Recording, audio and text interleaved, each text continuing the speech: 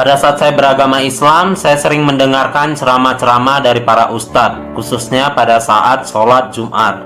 Di situ mungkin terjadi beberapa pertentangan di dalam hati saya, di mana saya dulu mempelajari seperti ini di agama Buddha. Sekarang ketika di agama Islam, saya mempelajari seperti ini.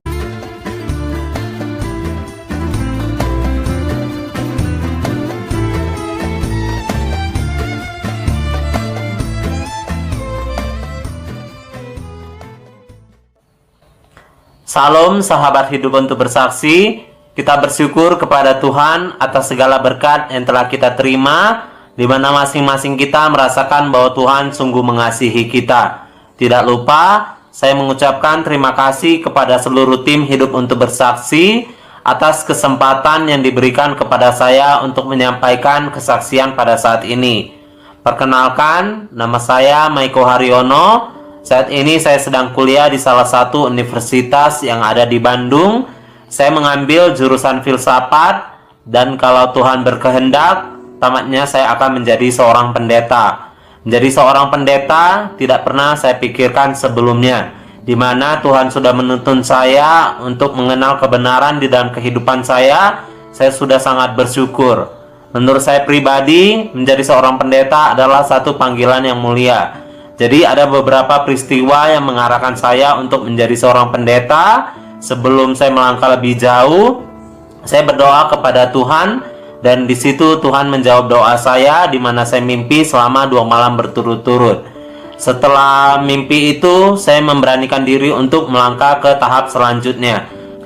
Ketika saya memutuskan untuk melangkah ke tahap selanjutnya, di situ terjadi kendala. Di situ kembali saya berdoa kepada Tuhan. Kalau memang ini panggilan Tuhan, saya mohon Tuhan mencukupkan segala sesuatu keperluan saya ketika saya kuliah. Saya sudah menyelesaikan 4 semester, di mana 3 semester saya tinggal di asrama, yang biaya per semesternya itu 16 jutaan, dan 1 semester saya tinggal di luar asrama, di mana biayanya itu kurang lebih sebesar 10 jutaan. Saya sudah menyelesaikan 4 semester, di mana 4 semester ini membutuhkan kurang lebih biaya sebesar 60 jutaan, dan puji Tuhan, saya tidak mengeluarkan uang sama sekali dari kantong saya. Jadi, itu semua berkat kemurahan Tuhan, semua berkat tuntunan Tuhan, melalui perantaraan orang lain. Saat ini, saya tidak memberikan kesaksian bagaimana Tuhan menuntun saya untuk menjadi seorang pendeta. Saya akan memberikan kesaksian mengenai bagaimana saya menjadi seorang Kristen yang dari sebelumnya beragama Islam, Buddha, sehingga saya menjadi seorang Kristen. Untuk mengenai bagaimana Tuhan menuntun saya menjadi seorang pendeta, dapat Anda saksikan di channel pribadi saya. Sebelum saya memberikan kesaksian, izinkan terlebih dahulu saya untuk berdoa. Mari kita bersatu dalam doa. Maha Kudus Tuhan Allah Bapa kami yang bertata dalam kerajaan surga, kembali kami datang ke hadirat-Mu mengucapkan syukur untuk segala berkat dan tuntunan-Mu kepada masing-masing kami, di mana atas berkat dan kemurahan-Mu kami dalam keadaan baik, tidak kekurangan satu apapun. Biarlah hanya nama-Mu yang kami puji dan sembah dari sekarang sampai selama-lamanya. Kami yang berkumpul di sini tidak luput dari dosa dan pelanggaran kami. Ampuni kami orang yang berdosa ini. Sebentar lagi saya akan memberikan kesaksian bagaimana Engkau menyertai saya, menuntun saya sehingga saya menemukan kebenaran di dalam kehidupan saya. Biarlah kesaksian saya ini menjadi berkat kepada mereka, terlebih hanya untuk kemuliaan bagi nama-Mu saja. Ini doa dan harapan kami. Di dalam nama Tuhan Yesus kami telah berdoa dan mengucap syukur. Amin. Kita semua tentu pernah pergi ke pesta. Ketika kita pergi ke pesta, kita mempersiapkan segala sesuatunya dengan baik. Dari ujung rambut sampai ujung kaki, kita mencoba mempersiapkan segala sesuatunya sebaik mungkin. Biasanya yang kita berfokus kepada pakaian yang kita gunakan. Biasanya ketika kita mencoba pakaian ini, kita coba lagi pakaian yang satu. Ketika kita sudah coba dan kita merasa cocok pakaian tersebut, kita merasa percaya diri untuk pergi ke pesta tersebut. Jadi di dalam Matius 22 ada satu perumpamaan. Di situ perumpamaan tentang perjamuan kawin. Di dalam Matius 22 tersebut dikatakan hal kerajaan surga seumpama tentang seorang raja yang membuat satu perjamuan kawin untuk anaknya, di mana raja ini menyuruh seluruh hamba-hambanya untuk memanggil tamu undangan. Ketika hamba-hambanya ini pergi, tidak ada orang yang mengindahkannya. Mereka tidak mau. Lalu hamba ini kembali kepada rajanya. Raja ini berkata, semua hidangan, segala sesuatunya sudah siap. Jadi kembali hamba-hambanya ini pergi, tetapi tidak ada yang mengindahkannya. Ada juga yang pergi ke ladang dan juga pekerjaan seperti biasa. Dan di sini bahkan ada juga yang menyiksa dan membunuh dari hamba-hamba raja tersebut. Raja ini mengetahui dan begitu murka, lalu dia menyuruh pasukannya untuk membinasakan seluruh pembunuh-pembunuh ini dan membakar seluruh kotanya. Lalu setelah kejadian ini, kembali rajanya menyuruh kepada hamba-hambanya ini untuk mengundang kembali tamu undangan yang lainnya. Dan di situ hamba-hambanya ini pergi ke simpangan. Jadi setiap orang yang dijumpai di simpangan itu dia mengumpulkannya. Jadi sehingga penuhlah ruang perjamuan kawin ini. Ketika ruang perjamuan kawin ini penuh, raja ini memasuki ruang perjamuan kawin tersebut. Ketika dia memasuki ruang perjamuan, di situ dilihat bahwa ternyata yang diundang ini tidak mengenakan pakaian pesta. Raja ini menanyakan kepada semua tamu undangannya. Namun tamu undangannya ini hanya terdiam, sehingga raja ini membinasakan mereka. Jadi melalui perumpamaan ini, walaupun orang-orang yang sudah diundang sudah berada di lokasi perjamuan itu, namun dia tidak bisa menikmati pesta perjamuan kawin itu karena dia tidak mengenakan pakaian pesta. Jadi sama seperti kita sudah mengenal akan kebenaran, tetapi kebenaran itu tidak kita pakaikan di dalam kehidupan kita, tidak kita praktekkan, tidak kita aplikasikan, sehingga tabiat Yesus tidak ada di dalam diri kita. Jadi saya sebagai orang Kristen sangat bersyukur, tetapi saya setelah mempelajari begitu dalam, ternyata masih banyak yang harus saya lakukan. Bagaimana saya berpandangan kepada Yesus, saya bercermin kepada Yesus, begitu banyak kekurangan saya. Jadi hari demi hari saya mencoba untuk memperbaikinya. Begitulah seharusnya kita seorang Kristen. Di sini saya akan memberikan satu kesaksian bagaimana Yesus menuntun saya sehingga saya dapat memiliki kesempatan untuk memiliki pakaian pesta tersebut. Bapak saya dulunya beragama Buddha. Ketika hendak menikah dengan ibu saya, bapak saya pindah ke agama Islam. Jadi saya dilahirkan dari keluarga Muslim. Tidak banyak yang saya ingat dari pengalaman saya ketika saya di Muslim.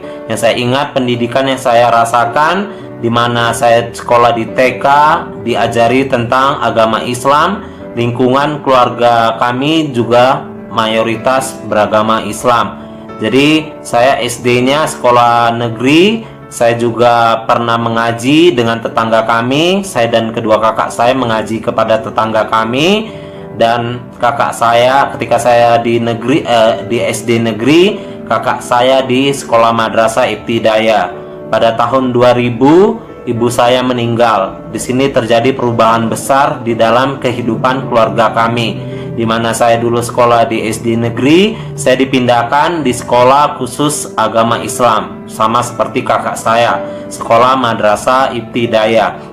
Jadi saya sekolah di madrasah Ibtidaya ini hanya 1 tahun. Pada saat saya kelas 4 SD, di situ kami tidak tinggal dengan keluarga bapak lagi, di mana bapak menikah dan kami memiliki hubungan yang kurang baik dengan ibu tiri. Di situ adik saya tinggal dengan pihak keluarga mama, sedangkan saya dan kedua kakak saya tinggal dengan keluarga dari pihak bapak. Pada saat kelas 4 SD, saya disekolahkan di sekolah Andreas. Sekolah ini mengajarkan khusus tentang agama Kristen. Kenapa kami bisa disekolahkan di sana? Karena anak dari tante kami juga sekolah di sana. Walaupun kami beragama Islam, kami disekolahkan di sekolah khusus Kristen.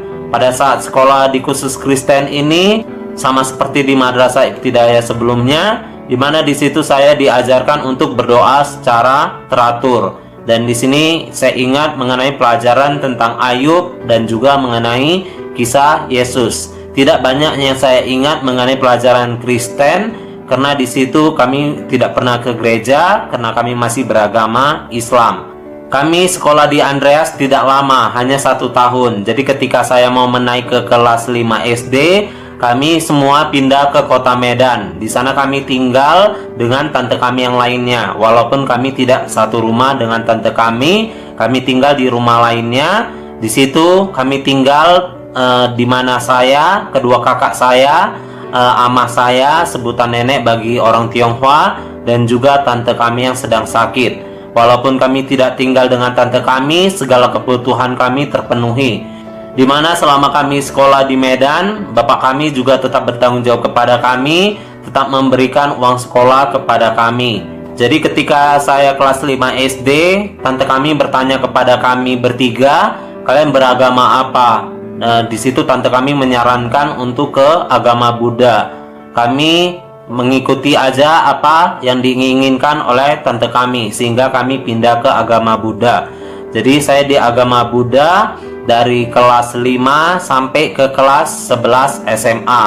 Di situ saya juga sering pergi ke vihara dan juga mempelajari tentang agama Buddha.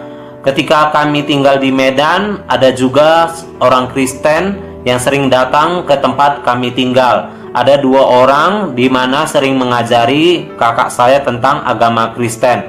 Saya tidak pernah ikut dan baru saya ketahui bahwa ternyata mereka itu adalah saudara dari ama saya. Ama saya juga sudah memberikan kesaksian kepada kami bahwa dia mengakui sudah pindah ke agama Kristen. Sebelumnya ama kami beragama Buddha. Dia sudah merasa bahwa dia sudah menjadi seorang Kristen, dan di situ kami selalu mendengar ketika ama kami berdoa, dia sudah membawa nama Yesus di dalam doanya. Ketika kami di Medan, kami sekolah di Usni Tamrin Medan, di mana anak dari tante kami juga sekolah di situ. Jadi sekolah ini mayoritas beragama Buddha. Kami mendapatkan pendidikan agama Buddha, walaupun di sana ada pendidikan agama Islam dan juga pendidikan agama Kristen. Di situ ketika belajar agama, kami harus terpisah kelas menurut agama kami masing-masing. Jadi ketika saya di sana, saya mempelajari tentang agama Buddha. Bukan hanya itu, di situ gurunya juga sering memberikan satu perumpamaan. Dikatakan bahwa semua agama itu sama, semua agama mengajarkan tentang kebaikan. Walaupun mungkin caranya berbeda, tetapi tujuannya sama.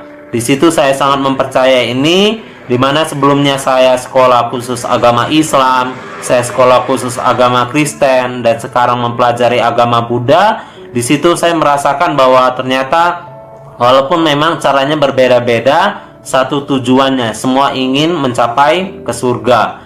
Jadi di situ saya memiliki prinsip bahwa dulu semua agama itu bagi saya sama. Ketika ama kami meninggal, di situ kami pindah dengan tante kami. Ketika kami sudah di Medan, kami sangat jarang pulang ke rumah bapak kami, apalagi ke rumah nenek kami. Jadi bapak kami hanya datang menemui kami 1 bulan sekali ketika untuk mengantar uang sekolah kami dan uang jajan kami. Jadi walaupun kami jarang pulang ke rumah tempat nenek, nenek pernah berpesan kepada kami, kalian dilahirkan dari agama Islam, kalau bisa kalian suatu saat kembali ke agama Islam. Itulah harapan dari nenek kami. Pada saat saya kelas 2 SMA, di situ kedua kakak saya sudah tamat, di mana yang satunya bekerja di Tanjung Merawa. Jadi situ sudah mau memasuki liburan tahun baru, saya meminta izin kepada paman saya untuk pulang ke rumah bapak. Di sini paman saya mengizinkan, namun memberikan saya batasan waktu. Sampai tanggal sekian kamu sudah harus balik ke Medan. Jadi ketika saya menyampaikan hal ini kepada kakak saya berpesan kepada saya, kalau gitu kamu liburannya di Tanjung Merawa aja bersama dengan saya, karena nanti kakak saya dan teman pabriknya itu akan mengadakan acara untuk tahun baru. Di situ saya tidak jadi pulang ke Diski, tetapi saya pergi ke Tanjung Merawa. Pada saat waktunya sudah saya harus pulang kembali ke Medan, di situ kakak saya memberikan informasi kepada paman saya. Tetapi paman saya begitu marah sehingga saya disuruh tinggal dengan kakak saya saja. Pada saat bulan Januari, di mana masa liburan telah selesai, jadi kami harus sekolah seperti biasa. Di situ saya harus pulang pergi dari Tanjung Merawa ke Medan, di mana saya pergi jam 6 pagi. Saya pulangnya itu bisa sampai di rumah sampai jam 9 malam. Kenapa seperti itu? Karena pada saat itu saya sudah mengajar les. Jadi saya mengajar ketika saya sudah pulang dari sekolah. Jadi saya mengajar dari siang sampai sore. Malamnya saya pulang ke Tanjung Merawa. Hal ini saya lakukan selama 3 bulan. Di situ saya katakan kepada kakak saya merasa bahwa saya terlalu capek, dan di situ kakak saya menyuruh saya untuk mengekos. Di situ saya tanyakan kepada teman-teman saya, hingga akhirnya teman saya mau menerima saya untuk tinggal di rumahnya. Rumah teman saya ini persis berada di samping dari masjid, di mana keluarga teman kami ini termasuk satu keluarga yang taat akan agama. Mereka beragama Islam, dan di situ saya menceritakan bagaimana pengalaman dan latar belakang saya yang dulu pernah sekolah khusus Islam, khusus Kristen, beragama Buddha, dan menceritakan bagaimana pesan nenek kami kepada kami bahwa kami dilahirkan dari Islam, harus kembali ke agama Islam. Hingga akhirnya teman saya mengajari saya tentang agama Islam, dan pada saat saya mau naik ke kelas 3 SMA, saya pindah ke agama Islam. Teman saya mengajari saya bagaimana cara sholat, bagaimana cara belajar iqra, dan juga apa saja yang harus diucapkan ketika pada saat sholat. Walaupun saya hanya menghafal, saya coba melakukan segala sesuatu dengan setulus hati. Saya mencoba melakukan apa yang saya mampu. Saya tinggal dengan teman saya ini kurang lebih selama 1 tahun, di mana ketika saya SMA kelas 3, kakak saya sudah pindah ke kota Medan. Jadi saya ikut tinggal dengan kakak saya yang ngekos di daerah kota Medan. Di situ saya tinggal dengan kakak saya tetap sekolah, dan juga saya tetap mengajar les. Pada saat saya sudah tamat, saya tetap menjalin komunikasi kepada teman saya yang beragama Islam. Ketika istirahatnya, saya pergi ke masjid yang ada di Jalan Malaka, di mana saya membeli makan dulu, baru di situ saya makan di halaman tempat parkir masjid tersebut. Dan ketika itu saya istirahat sebentar, dan saya melanjutkan untuk sholat zuhur. Ketika saya sudah sholat zuhur, saya kembali pergi mengajar les. Di situ saya juga meminta izin kepada bos saya untuk sholat asar. Jadi saya mencoba melakukan apa yang sudah saya imani, apa yang sudah saya yakini. Pada saat saya beragama Islam, saya sering mendengarkan ceramah-ceramah dari para ustadz, khususnya pada saat sholat Jumat. Di situ mungkin terjadi beberapa pertentangan di dalam hati saya, di mana saya dulu mempelajari seperti ini di agama Buddha. Sekarang ketika di agama Islam, saya mempelajari seperti ini. Pergejolakan ini memotivasi saya untuk mendalami agama lebih dalam lagi. Jadi ketika saya sholat, saya sering berdoa kepada Tuhan. Saya ingin seperti bapak saya, bagaimana bapak saya dituntun oleh perempuan untuk mengenal akan agama. Jadi saya ingin seperti bapak saya. Saya ingin Tuhan mengirimkan bagaimana satu perempuan yang membuat saya bisa mengerti akan agama, bisa lebih mendalami lagi akan agama, sehingga tidak terjadi pergejolakan di dalam hati saya. Jadi saya tetap sholat, itu selalu yang saya doakan. Tuhan menjawab doa ini cukup lama. Ketika itu saya sudah tamat SMA, saya tidak langsung kuliah, di mana saya mengkredit sepeda motor selama 2 tahun. Setelah sepeda motor ini sudah mau lunas, di situ saya memutuskan untuk kuliah. Saya kuliah mengambil jurusan akuntansi di IB. Pada saat kuliah di IB, saya masih beragama Islam, di mana semester 1 pada saat itu ada pelajaran agama. Saya mengambil pelajaran agama Islam, dan disinilah Tuhan menjawab doa saya. Keluarga dari pihak mama menginginkan kami untuk ke agama Islam, sedangkan keluarga dari pihak bapak menginginkan kami untuk menikah dengan orang Chinese dan juga menjadi agama Buddha. Jadi Tuhan berkehendak lain. Tuhan menggunakan seorang wanita untuk menuntun saya menemukan kebenaran di dalam kehidupan saya. Pada saat itu salah satu orang tua dari teman kami meninggal. Jadi kami beberapa teman sekelas memutuskan untuk memberikan penghiburan kepada teman kami ini. Ketika kami sampai di rumahnya, di situ kami saling mengobrol satu dengan yang lain, saling memberikan motivasi kepada teman kami ini. Pada saat itu saya juga mengobrol dengan dua orang wanita Kristen.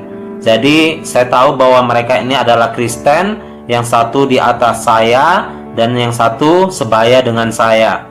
Pada saat kami mengobrol, salah satu dari wanita ini mencoba menggodai saya. Katakan bahwa ternyata kalau diperhatikan saya ganteng juga. Sejak kejadian malam itu, kami sering berkomunikasi lewat SMS. Jadi saya tahu bahwa dia beragama Kristen. Di situ juga saya menanyakan kepada bapak saya, kalau saya berpacaran dengan yang beragama Kristen, tentu nenek akan menentang saya. Kalau tante saya mungkin tidak berapa bertentangan, karena tante kami juga menginginkan agar kami tidak berpacaran dengan yang beragama Islam. Jadi bapak saya memberikan motivasi kepada saya. Bapak sudah mengalaminya terlebih dahulu. Bagaimana pihak dari keluarga bapak juga tidak setuju kalau bapak pindah ke agama Islam. Jadi kamu yang jalani hidup, jalani aja keputusanmu, jangan pikirkan mereka, karena kau yang merasakan kau bahagia atau tidak. Itu kata bapak saya. Sehingga akhirnya kami jadian. Ketika saya berpacaran dengan wanita Kristen ini, kami mentraktir beberapa teman dekat kami. Dan tidak lupa kami merencanakan kencan pertama kami. Di situ kami merencanakan kencan tidak jauh dari tempat kami kuliah. Ketika kami sudah pulang kuliah, kami pergi ke sana menggunakan sepeda motor masing-masing. Ketika kami kencan pertama, kami membahas satu masalah yang sangat unik, tidak seperti kencan pertama lainnya. Kami membahas tentang agama, terlebih kepercayaannya dia. Dia dikatakan bahwa dia Advent, dia Kristen Advent, dan dia beribadah pada hari Sabtu. Di situ saya sangat heran, saya baru pertama kali mendengar tentang Kristen Advent. Karena yang saya tahu bahwa agama Kristen itu dulunya hanya Protestan dan juga Katolik. Jadi saya baru tahu juga kalau ada agama Kristen yang beribadah pada hari Sabtu.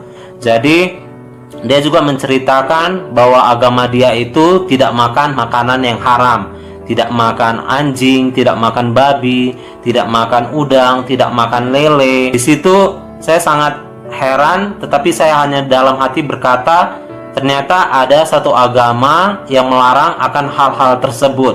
Di situ dia juga membuka Alkitab dia membuka tentang Imamat 11, tentang makanan yang haram dan makanan yang tidak haram. Dia jelaskan bahwa binatang itu harus berkuku belah sama memama biak. Sedangkan kalau hidup di air harus memiliki sisik dan juga memiliki sirip.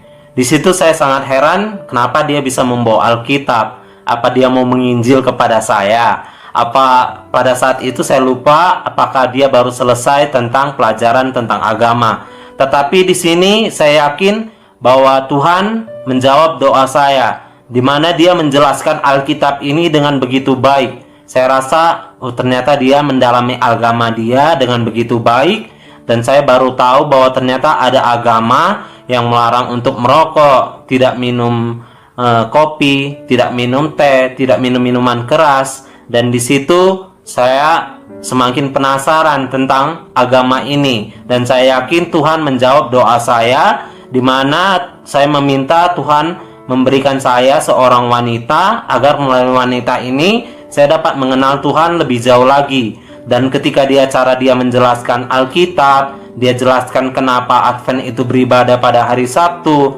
dan dia katakan juga ternyata kalau di Al-Quran itu ada tentang hari Sabat. Di situ saya semakin penasaran terhadap agama ini, sehingga di hari Sabtunya saya memutuskan untuk langsung pergi ke gereja dia. Apa yang dilakukan di gereja dia, dan dia ternyata adalah pianis. Jadi ketika dia pianis di depan, saya duduk dengan orang yang tidak kenal. Ketika saya masuk di depan gereja, mereka langsung menyambut saya, walaupun mungkin yang lebih tua ataupun yang lebih muda, tetapi mereka dulu yang menghampiri saya. Biasanya kan kalau adat timur, yang anak muda yang menghampiri orang tua, tetapi ini tidak. orang tua itu yang menghampiri saya. Dia katakan di salam saya, selamat Sabat, nama kamu siapa? Di situ saya merasa bahwa ternyata mereka begitu menerima akan kedatangan saya. Di situ saya sangat senang, tetapi saya hanya memperhatikan mereka hingga akhirnya saya diperkenalkan, saya disuruh berdiri dan dijelaskan bahwa saya berasal dari agama Islam. Tetapi mereka tidak membenci saya atau mereka tidak menjauh dari saya. Mereka malah menyalami saya, katakan selamat hari Sabat, selamat hari Sabat. Itu yang pada saat pengalaman saya datang ke gereja itu. Pada saat itu saya mencoba mempelajari lagi lebih dalam hingga akhirnya saya memutuskan untuk membeli Alkitab. Jadi saya sudah di gereja Advent selama 1 tahun, jadi saya memutuskan untuk membeli Alkitab. Di situ ada dua orang menawari saya di anggota biasa, menanyakan kepada saya, kamu mau tidak belajar Alkitab? Jadi kita belajar Alkitab di hari Sabtu. Jadi saya mengajar dari Senin sampai Jumat. Sabtunya saya pergi ke gereja dan juga siangnya saya pendalaman Alkitab. Di situ saya mempelajari tentang Alkitab. Dan saya juga sering menonton debat-debat antar agama. Jadi ada beberapa pertanyaan yang saya rasa sulit untuk dijawab. Saya catat dan saya bawakan ke mereka berdua pada saat pendalaman Alkitab. Tetapi ketika saya menyampaikan pertanyaan ini, mereka menjawab itu sesuai dengan apa yang ada di Alkitab.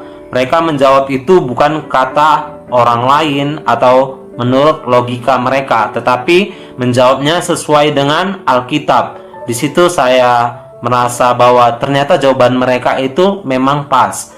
Tanpa terasa saya mempelajari Alkitab bersama mereka kurang lebih selama 1 tahun.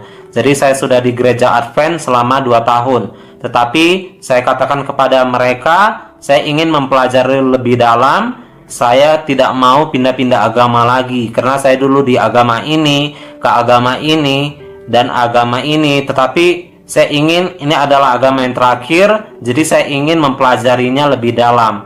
Di situ mereka katakan dengan senang hati, kamu pelajari aja sendiri Alkitab. Kalau ada mungkin kendala atau yang tidak kamu mengerti, kamu bisa tanyakan kepada kami. Di situ saya juga tetap mempelajari sendiri. Saya saling berdiskusi dengan mereka berdua hingga akhirnya setelah saya mempelajari tentang prinsip-prinsip dari Alkitab yang dulunya saya mempercayai bahwa sesuatu yang buruk itu berasal dari Allah, ternyata hal itu salah.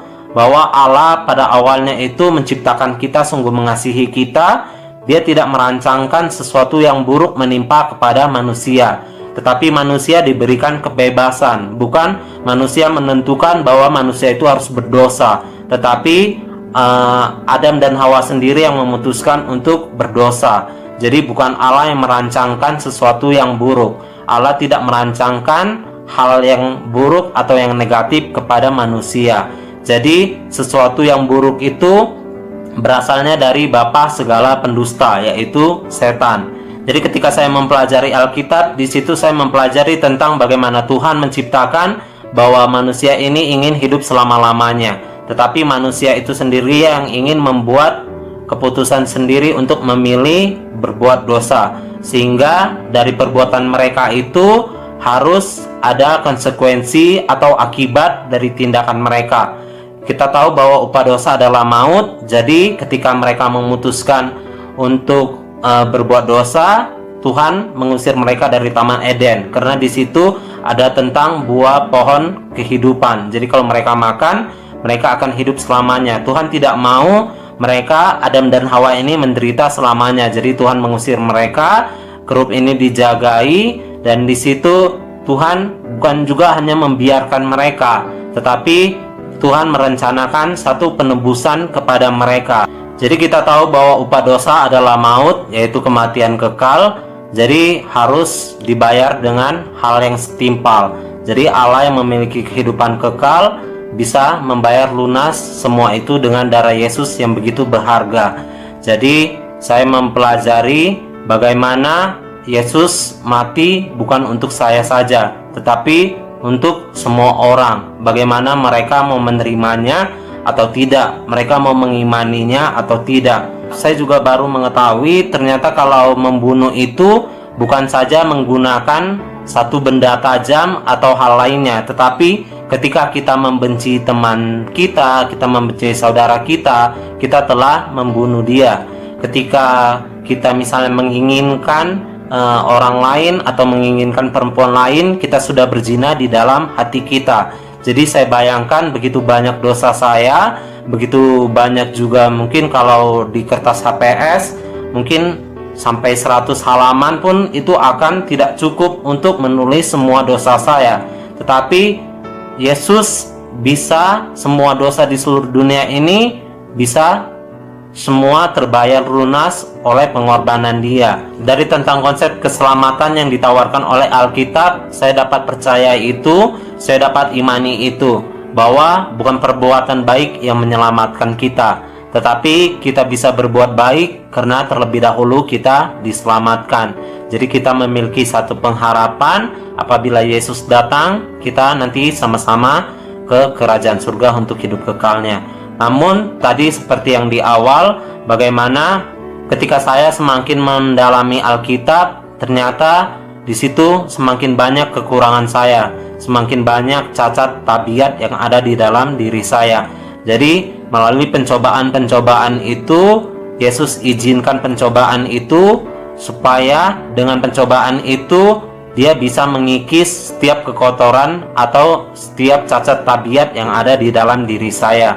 Jadi Tuhan izinkan pencobaan, bukan Tuhan mau mencelakai kita, bukan Tuhan menginginkan sesuatu yang buruk kepada kita, tetapi Tuhan ingin melalui pencobaan itu kita bergantung kepada Dia, bahwa kita tidak bisa melewati atau pencobaan itu dengan kemampuan kita, hanya dengan kemampuan Kristus. Jadi kita sebagai orang Kristen sangat sayang sekali apabila kita sudah mengenal kebenaran, tetapi kita tidak menghidupkan akan kebenaran itu, di mana kita sudah berada di lingkungan pesta tersebut, kita sudah ada di perjamuan pesta tersebut, tetapi kita tidak bisa menikmati pesta tersebut bersama dengan Yesus. Jadi kalau bisa kita hidup bukan untuk menyenangkan diri kita sendiri, tetapi kita harus memanifestasikan Yesus di dalam kehidupan kita dan kuasa Yesus kepada semua orang, sehingga orang mengenal siapa Yesus itu yang sebenarnya.